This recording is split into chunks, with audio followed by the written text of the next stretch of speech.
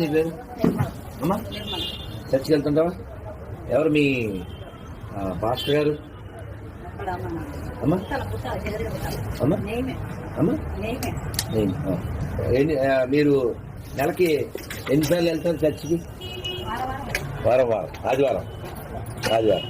మీకు ఎంతమంది అమ్మ పిల్లలు? వాళ్ళు వస్తారా చర్చికి? అంటే నరకానికి పోతారా వాళ్ళు? కాదు కాదు తల్లి, ఈ గడుపును పుట్టి పాపం వాళ్ళు నరకానికి పోవాల్సిందా? అవునమ్మా, ఇప్పుడు చెప్పడమే నా ధర్మం, వినకపోతే వాళ్ళ కర్మం.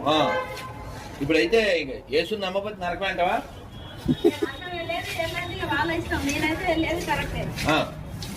నువ్వు చర్చికి వెళ్తున్నావు, ఎన్నాళ్ళ నుంచి వెళ్తున్నావు? 20 ఏళ్ళ నుంచి. నీ వయసు ఎంత? 40 అంటే 50 అయితే 20 ఏళ్ళ నుంచి వెళ్తున్నావు. అంతకుముందు గుడికి వెళ్ళేదాన్ని. ఇప్పుడు గుడికి వెళ్ళే వాళ్ళు, మసీద్కి వెళ్ళే వాళ్ళు అంతా నరకానికి వెళ్తారా? మరి వాళ్ళనే కాదమ్మా, యేసుని నమ్మకపోతే ఏమవుతుందంటావు? అంతేనా? మరి ఇప్పుడు మసీద్లోకి వెళ్ళే వాళ్ళందరూ కాదు. ఇప్పుడు మేము వెళ్ళాం చర్చికి, అంట్లు కాలుతూ తోముకోలేదు అంతా పోసే చెప్పారు. మేము వెళ్ళాం, మీ నాన్న వెళ్ళాడా చర్చికి? నువ్వు బాప్టిజం ఎప్పుడు తీసుకున్నావు? 2019. మొన్నేగా 19 అంటే 5-6 ఏళ్ళు అంతే. మరి అంతకుముందు చర్చికి వెళ్ళలేదు కానీ బాప్టిజం తీసుకోలే.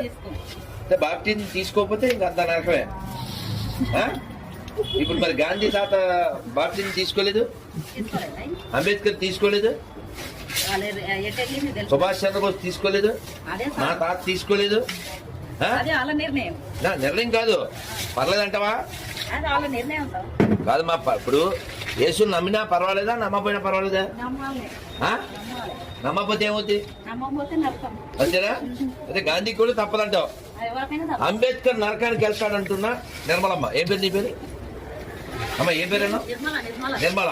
మన సీఎం ఎవరు ఇప్పుడు తెలంగాణకి? ఎవరైనా? రేవంత్ రెడ్డి.